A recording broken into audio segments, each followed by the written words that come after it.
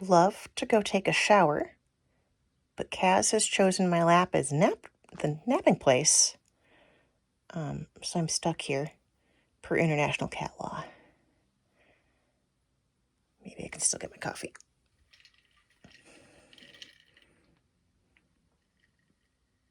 Yep. I am so tired, y'all. I also hope I've got the mic in the right place. I'm not good at positioning this yet. Anyway, so stuff. I haven't vlogged in a couple weeks. Got a Rowan over here. Earlier this week's been a doozy. 2026 is happening a whole lot. And I'd like to stop. Yeah, earlier this week on Tuesday, I spent 6 hours at the emergency vet with Jack. He's doing a lot better. Fortunately, he is on antibiotics. He's going to be fine, most likely. He's still a little wobbly. He's confined to this room for now, because it's the only room that doesn't have anything he can fall off of, really, because he can't get up on the desks. I've got a lot of feelings about the emergency vet. So, have a Rowan.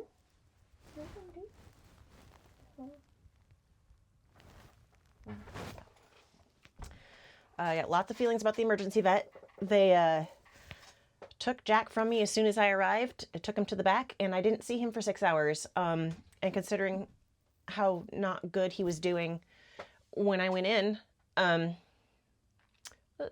was a bad day. It was a very bad day. I was very glad to get home with antibiotics. He seems to be doing a lot better. He's still unstable. Apparently it was a deep ear infection causing him to fall over. I will say the antibiotics have cleared up his sinus issue, though, so I feel bad about that. But anyway, he is doing a lot better.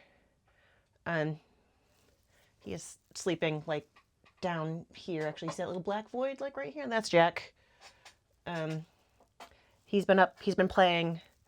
I've spent a couple nights on the floor in here to sleep with him because he can't be in my bedroom because he'll fall off the bed. So I've slept on the floor a couple nights, but yeah, so that was stressful.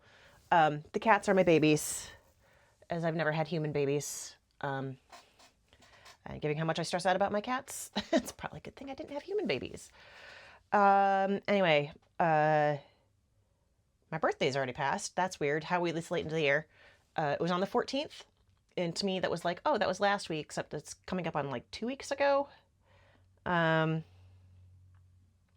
Just like, how is it? How are we almost to May already? Where is this year going? Why is it so bad? Anyway, it's 2026 has been a struggle. A lot of things are happening. Why is it every time I get on here, I can't stop messing with my hair or my clothes, whatever. Anyway, okay. I've been feeling a lot like I've been a little bit trapped in the house, like it's hard to go out and do things, which to me is a sign that I need to like hoist myself out of the house, which I've done.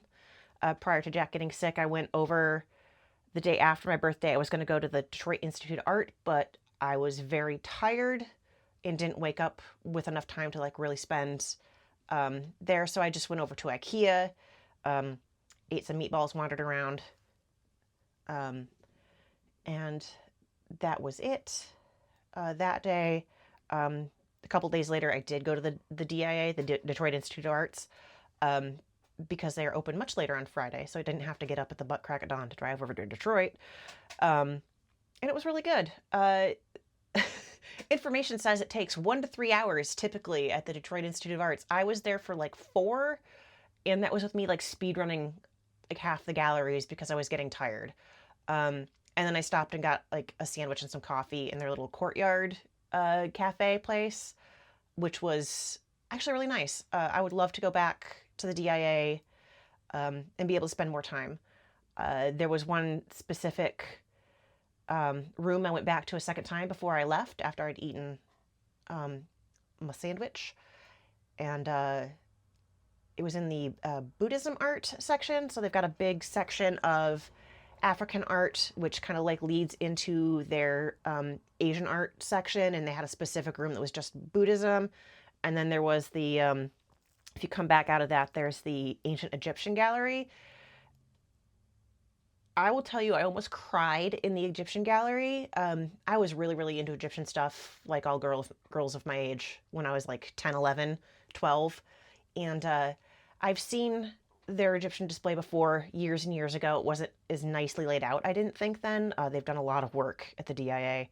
And so the stone carvings are like eye level with you, and you can get really close. They've got like a protective bit over them so you can't touch them, but you can get really close. And the fact that I could see it so close, you can see like the bits of paint still, like the paint remnant still stuck to it, and you can like see the marks the people who made them put into it, very clearly made by human hands. And the fact that this was like over 2,000 years ago, some of those maybe even 3,000 years ago. Sketchy on my Egyptian timelines. I know that Cleopatra lived closer to us than she did the building of the pyramids. So like there's a huge span of history that all covers. And it was just really emotional to see something that had been made by human hands that long ago, and to see the marks of those human hands. And I've been really emotional lately anyway, which is good. I haven't actually had an honest cry in years. Working on that, because crying is good for you. So it was really cool. I would love to go back and see some of the other galleries. But those were some of my highlights. Last weekend, so a little over a week ago, on Saturday, we had the second year in a row of the local Zine Fest. It's the Lansing Independent Comics and Zine Festival, and some friends of mine and I went out to see that. It was really, really good. I got a whole bunch of stuff. This is only some of it. Got a little graphic novel from someone down in Kalamazoo.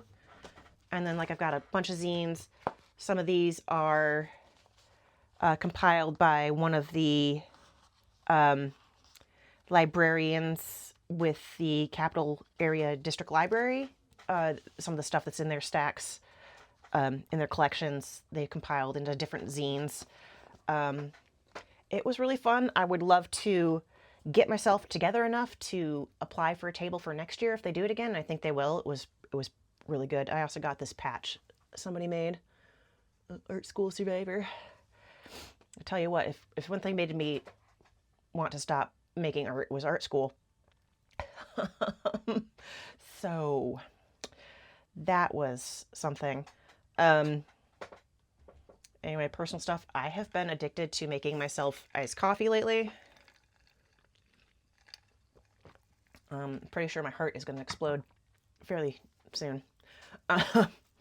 Not like my relationship with food has been great this week, because I've been stressed out because of my cat. I'm going to put my currently reading right here, because it's on this page. I separated myself out into like sections. But I have been reading The Obscene Bird of Night by Jose Donoso. I apologize. I don't know how to say that name. It's a Chilean author. This book was published originally in 1970, I think. This is a new unabridged translation. I'm only 68 pages into it. It's weird. It's really weird, but it's very interesting. I think the translator did a good job. I don't speak Spanish. I know a couple words. I took Spanish like real early in high school, and I didn't want to be taking Spanish. It was just the only language course we had. So I don't really know a lot of Spanish, honestly. So I couldn't tell you if I saw the original text, if it was good or not. Breathe, Catherine. I've labeled this sheet Cat's Mental Health Corner, because, as I said, 2026 has been happening a lot to me, and I don't want to be the victim. I don't want to have that victim mindset. Anyway, so life keeps happening, and it's happened a lot, and unfortunately, I keep using it as an excuse to not get stuff done that I want to be getting done. That's on me. It's kind of like, oh, I've had a bad day. It's time for a little treat. Oh, I've had a bad day. It's time for a little treat. And then you do that every day. Except for me, it's like, I'm tired, so I'm going to take a day off. It's okay if things don't get done. And lo and behold, nothing's getting done. And like, to a point, that's okay. Like, if you need to take a day off, you need to take a day off. But when every day is a day off, um, it's just and I feel that's been a lot of my life has been, uh, now is not the perfect time to do this. And there's never going to be a perfect time. Um, so what I really want to do is set myself some solid goals, with some deadlines and stick to those. I'm really, really good at doing this in, jobs, for other people, and I need to do it for myself. Like, I know I can do this. It's just that because it's for me, it's, my brain tells me it's not important, so it doesn't get done. Like, and I will say I've spent a lot of my life with low self esteem, low self worth, um, no confidence in myself, and I was taught to by example that it was bad to have my own desires, to do things for myself. Like, I always had to do what other people wanted. If I said, like, somebody's like, "Oh, I want to go to Olive Garden for dinner," and I'm like, "Well, I like Mexican," and they're like, "Well, how dare you have an opinion that's contrary to mine?" It specifically happened on one of my birthdays one time with my mom. Um, when I was living in the Grand Rapids area, she came down and I was like, "I would love to go to the Mexican place." She's like, "I don't want Mexican. We're gonna go get Olive Garden." I'm like, "Well, it's my birthday and it costs the same." But it's like, it's left me with this feeling in my chest that, like, wanting things for myself is bad and selfish. And like, maybe it is selfish to want things for yourself, but like, never acting on your wants or needs is not good either. Like, yeah, obviously talk to the people around you and things like that, but it's not that one person's wants are not lesser than somebody else's wants necessarily. It's context. But I think I'm upset because I'm having trouble breathing. um, but it's like, your wants are not inherently less worthwhile than somebody else's wants, just because they're yours. Um, like, anytime I ever expressed wanting something, I was told I was selfish or self centered. And if I didn't want what other people wanted, then that was bad. And like, I've come a long way in my thinking about myself. I still struggle to feel like my wants and needs are important, um, like everybody else's, like the basic things. And I've come a long way, toward learning how to respect myself, but it's really hard to change the way you think, especially about yourself. Um, and this is conversations I've had with a therapist. Like, don't worry, I've had my therapy. um, but it's changing the way you think about yourself is really, really hard. You get like these things built in, the way you perceive yourself, and the way that I was taught to perceive myself is not necessarily people specifically telling me things, but through like words and actions. I picked up and learned that, like, for some reason, what I want isn't worth as much as what other people want. And therefore, me expressing anything, expressing emotions was a no-no for a long time. Um, like, you know what? Just be selfish sometimes. No one likes a martyr. Like, no, and it does not make you more morally superior to be a martyr. I've known people in my life who are always like, well, I always do what everybody else wants, and I never get anything for myself. And like, they act like this is some kind of something that makes them so superior to other people by always being selfless and giving to other people. Like, fuck you, honestly. Be selfish once in a while, because I don't care. It's boring. It's boring. Be a person, I guess. Um, anyway, that's the end of my my mental health rant, I suppose. Um, but yeah, I'm learning. I need to be more selfish, and that needs to come out in taking time for myself, as well. I know that I can do these things, and I can. I do it for other people. Like other people pay me to do these things for jobs, and I do them so well that I get other people's work piled on me for no extra pay. Um, I'm one of those. Yay, former gifted and talented, who actually was just neurodivergent. Um, anyway, creative stuff. Moving along, and I'm still messing with my hair. I should have pulled this up. It's driving me insane. I am still going to do the Rita lore video. I had kind of given up on it for a little bit because I made it too hard for myself, honestly. I think what I'm going to do now is record myself doing some art of Rita, and then just voiceover, and I might have a couple little interjections of other things. I was going to like fully poorly animate this, and I think that's just too much for me. My brain said no. The other thing is that Rita is at the core a fan character for Star Fox. I love Star Fox. She's always going to be part of that to me. She's very important. She's not going away. Just that as a fan character, I don't want to devote all of my time to her. I will still devote time to her. Honestly, I love her way too much for that. But I want to have more time and energy to focus on my own projects that I actually want to do things with. Like, it doesn't matter what I do with Rita. Like, she's always going to be a fan character. I have seen other people take their fan characters and create different worlds, and make it their own thing. And I just don't want that. I've noodled around that in my brain with her. And like, to me, she's very much a part of Star Fox. And like, I don't own Star Fox or have any weight with Nintendo in any way, shape, or form. So she's always just going to be a fan character. And at a certain point, it's like, yeah, she's for fun, but then there are other things I need to be doing. If that made any sense. Yesterday was local yarn store day. Some of you probably don't know, but I knit, I crochet, I sew. And so yarn store day is a big deal. I go every Thursday to the knitting circle at my local yarn store, and it's a very good community of people. Gets me out of the house. Everybody's lovely, like-minded in a lot of things. I didn't pull something out. Hold please.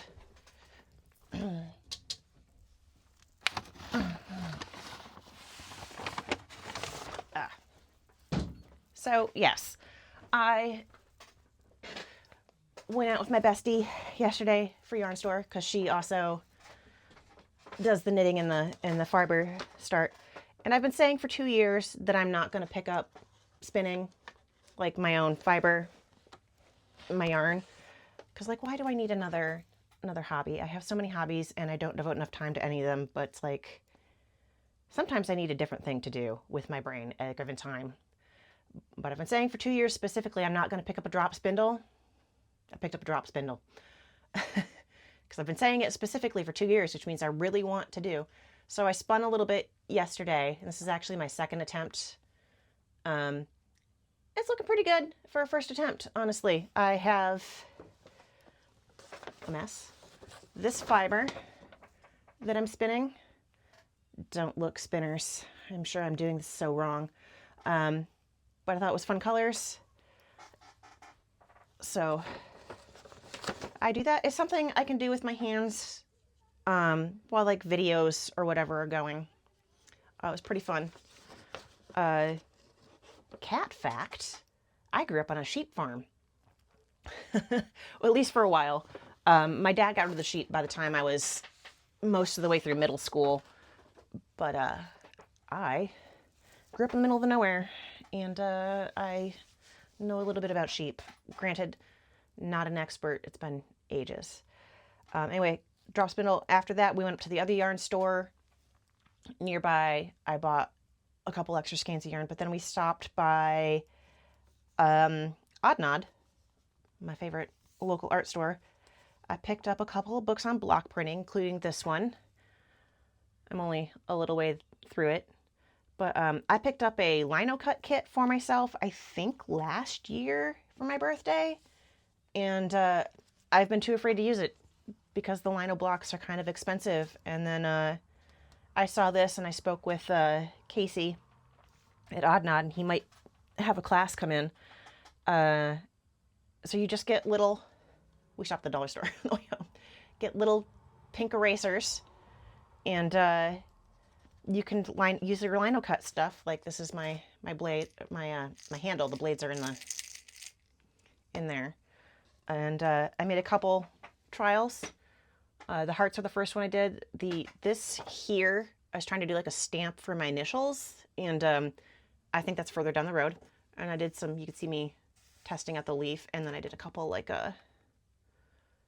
just textures. Like, it was fun. It was good. It was like no stress because I bought a package of, I don't know, 6 erasers for $1.25 at the Dollar Tree. I feel a lot less bad about cutting into these than I do the expensive lino blocks. I need to clean these. This is some white eraser I had lying around. So that took some stress out. I need to read more of that book because I kind of skimmed through it and then went for it. Typical cat. So that was fun. Again, back to goal setting. When I say I've got projects I work with, specifically I'm talking about the thing I keep calling the Galaxy Project. I don't know if I'm going to keep calling it that. I don't really particularly like that name, but I made myself I'm not working on it this weekend since this week was so stressful. I'm giving myself permission to be a slug through the weekend, through today. Today is Sunday. And then tomorrow I can start worrying about stuff, but I made myself some notes. I also made myself another note about potentially doing a zine, so I made myself some notes on that. Because I think I would like to have the Galaxy Project be my main focus, but then work on some smaller stuff too, so I don't get fully burned out on Galaxy stuff. But that is the plan. I need to stick to it. I will say also with the stress this week and Jack with the vet, it was the first day in over 2 years that I missed a day journaling. I journal specifically for mental health reasons. I find it very useful. It helps get a lot of things out of me. I have trouble speaking to people about things that are weighing on me a lot. I'm trying to be better about that and be open with people without info dumping shit on stuff. And I'm actually really proud that it took over 2 years for me to miss a day. And I find it completely forgivable that the day I missed was the day I spent 6+ hours at the emergency vet with my cat. I also missed, because I still do my daily doodles. I have not done my doodle for today. It's the only day I've missed in this, and I started this on March 15th. This book is going to take approximately 2 months to fill. And I know I've showed off pages of this before. It's upside down. It's got a lot of Rita in it, honestly. But yeah, I don't feel bad about missing a day.